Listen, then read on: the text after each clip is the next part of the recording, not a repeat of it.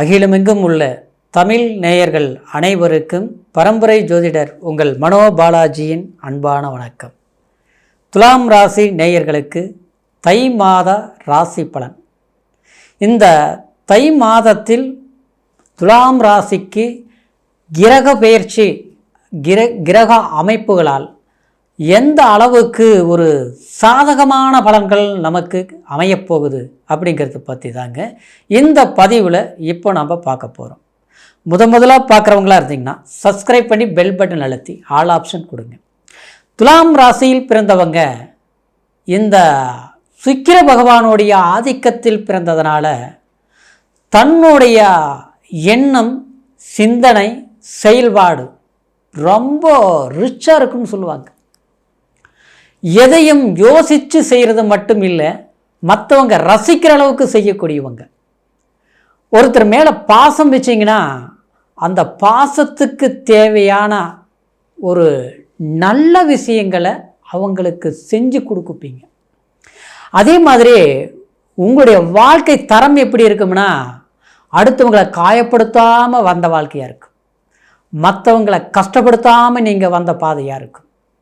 உங்களுடைய வாழ்க்கையில் எதையும் ஒன்று சாதிக்கணும்னா கண்டிப்பாக நீங்கள் சாதிக்காமல் விட மாட்டீங்க. ஒன்று செய்யணும்னா செஞ்சிருவீங்க, ஒன்று வாங்கணும்னா வாங்கிடுவீங்க. இந்த மாதிரி நினச்சதை அடையக்கூடிய வெற்றியாளர்களினுடைய ராசி துலாம் ராசி. தராசு, அதாவது சனி பகவான் உங்களுடைய ராசியில் உச்சப்படுவார். உச்சம்னா எப்படி? தர்மம் தட்டி காக்கக்கூடியவர், எதையுமே ஒன்று சரியாக செஞ்சு முடிக்கக்கூடியவங்க. அப்போது உங்களுடைய வாழ்க்கையில் எப்பவுமே சரிபாதியாக மற்றவங்களுக்கு ஒரு மனைவியே இருந்தால் கூட அந்த மனைவிக்கு முக்கியத்துவம் கொடுப்பீங்க. கணவராக இருந்தால் ஒரு பெண் ராசிக்காரராக இருந்தாங்கன்னா கணவரை கரெக்டாக பிடிச்ச மாதிரி நடந்துக்குவீங்க. ஆனால் இந்த மாதிரி இருந்தாலும் சமீப காலகட்டமாக உங்களுடைய ராசிக்கு சில தடுமாற்றங்களான ஒரு சூழ்நிலைகள் எல்லாமே சந்தித்தோம். காரணம், எவ்வளவுதான் இருந்தாலும் மற்றவங்களுக்கு நல்லது தான் செஞ்சாலும் நமக்கு வந்ததை பூரா வஞ்சகத்தால் வீழ்ச்சி, அடுத்தவங்களுக்கு நன்மைகள் செய்து நாம் கஷ்டப்பட்டோம் அப்படிங்கிற ஒரு சூழ்நிலை எல்லாமே துலாம் ராசிக்காரர் சந்திச்சிட்டீங்க. இன்னும் சொல்ல போனோம்னா, ஒரு கோயிலுக்குன்னு ரொம்ப முக்கியத்துவம் கொடுப்பீங்க. எந்த கோயிலுக்கு போனாலும் சரி சிறப்பாக வழிபாடு பண்ணிட்டு வருவீங்க. அடுத்தவங்களுக்கு தானம் கொடுக்குறதா இருந்தாலும் சரி கரெக்டாக யோசிக்காமல் கொடுத்துட்டு வருவீங்க.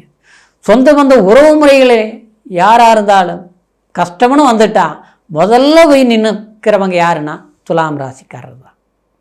சூழ்ச்சி தெரியாது, வஞ்சகம் தெரியாது, அடுத்தவங்களை ஏமாற்றணும்னு எண்ணம் கிடையாது. ஆனால் 12ஆம் இடத்துல கேது பகவான் சஞ்சாரம் பண்ணிகிட்டு இருந்த காரணத்துக்காக உங்களுக்கு இப்போது எதையுமே ஒரு விஷயங்களை நினச்ச நேரத்தில் செஞ்சு முடிக்காமல் தடுமாற்றங்கள். எதிர்பார்த்த வேலையை செஞ்சுட்டோம், கரெக்டாக முடிச்சிட்டோம்னு நினைப்பீங்க. ஆனால் இப்போ பார்த்தோம்னா செய்யக்கூடிய வேலைகள் எதுவாக இருந்தாலும் அது பாதி முடிஞ்சது மீதி செய்கிறதுக்குள்ளே ஒருத்தர் வந்தாங்க, அந்த வேலை நின்று போச்சு. ஒருத்தர் எதிர்பார்த்தேன் வந்து சேரல, பணத்தை எதிர்பார்த்தேன் கிடைக்கல, செஞ்ச வேலை ஆர்டர் சரியாக போகலை, முடிக்க முடியல, கொடுத்த பொருளை அதுக்கு உண்டான பணம் வந்து சேரல, வேலையில் போய் கஷ்டப்பட்டோம், வேலை செஞ்சோம், அதுக்கு உண்டான சம்பளம் நின்று போச்சு, கிடைக்கல, வேலை இழப்பு.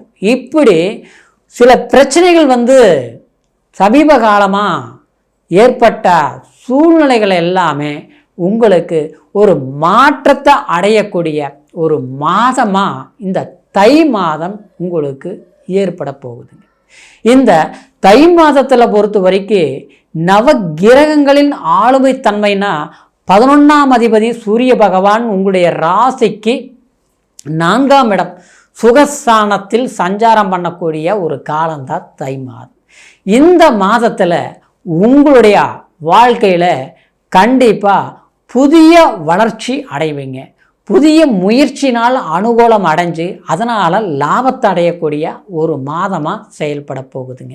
இந்த மாதத்தில் நீங்கள் எடுத்த முயற்சிகள் எதிர்காலத்துக்கு தேவையான வளர்ச்சி வாய்ப்புகளை கண்டிப்பாக கொடுக்கும். புதிய வீடு கட்டுறது, இடம் வாங்கிறது, ஏற்கனவே ஒரு இடம் வாங்கின இடத்த விற்க முடியாமல் இருந்த பிரச்சனைகள் கண்டிப்பாக ஒரு நல்ல லாபத்துக்கு நீங்கள் பணத்தை அடையக்கூடிய ஒரு காலமாக இந்த தை மாதம் ஏற்பட போகுதுங்க.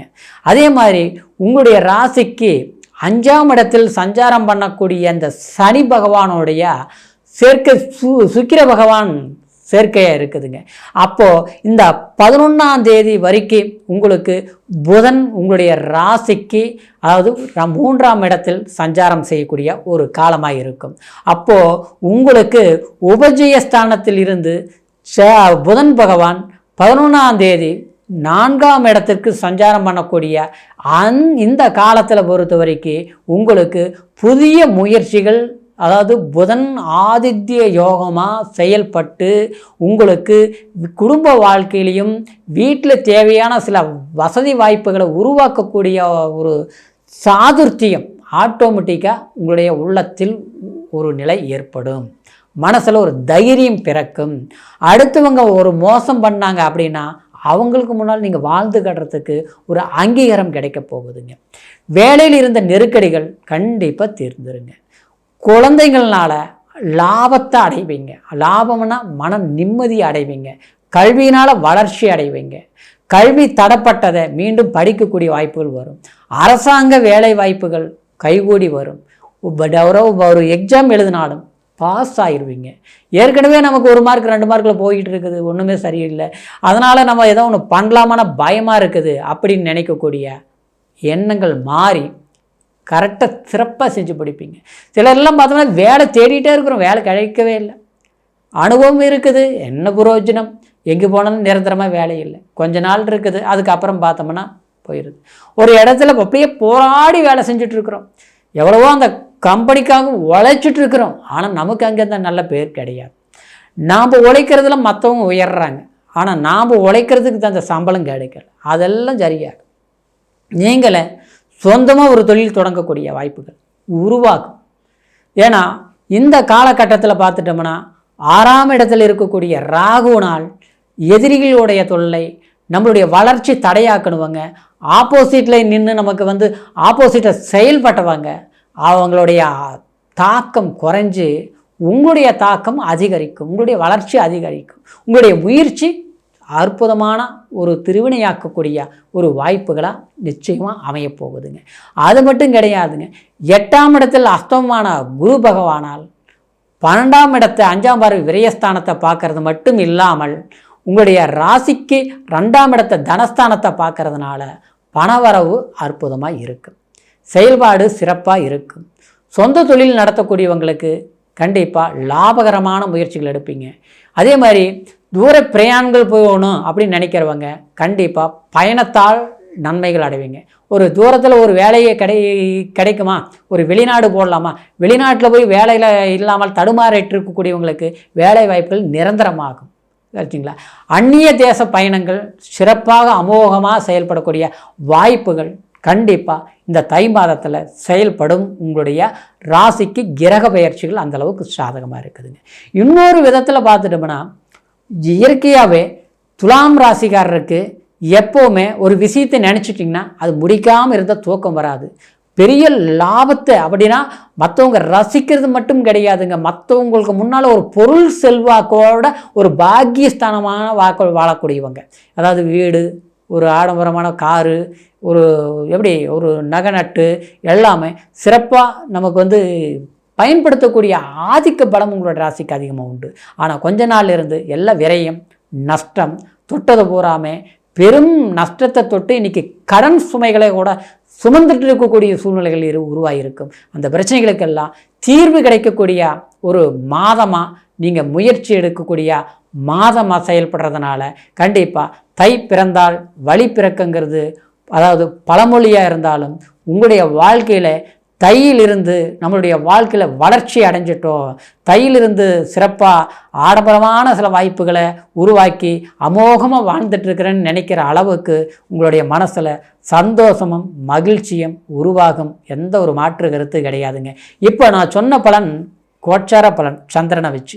இருப்பினும் உங்களுடைய பிறப்பு ஜனன ஜாதகத்தை பார்த்துக்கணும். ஏன்னா லக்னம் என்ன, லக்னாதிபதி எந்த அளவுக்கு பலம் பெற்றிருக்குது, எந்த தசாபுத்தி நடக்குது அப்படிங்கிறத முழுமையாக நீங்கள் தெரிஞ்சுக்கணும். அதனால் அந்த தசாபுத்திக்கு தகுந்த மாதிரி தான் நமக்கு பலன்கள் அமையப்பெறும். அப்படிங்கிறதுனால உங்களுடைய ஜாதகத்தை ஒரு முறை பார்த்துங்க. எங்கிட்ட பார்க்கணும்னு நீங்கள் விரும்புனீங்கன்னா கீழே இருக்கிற நம்பருக்கு ஃபோன் பண்ணி பிறந்த தேதி, பிறந்த நேரம், பிறந்த ஊர் முனையும் தெரியப்படுத்தி உங்களுடைய ஜாதக பலன்களை முழுமையாக கேட்டு தெரிஞ்சுக்கிட்டு எதிர்காலத்துக்கு தேவையான வாய்ப்புகளை கண்டிப்பாக முயற்சி எடுங்க. அற்புதமான வளர்ச்சி இருக்கும். மீண்டும் அடுத்த பதிவில் உங்களை சந்திக்கிற வரைக்கும் நன்றி, வணக்கம்.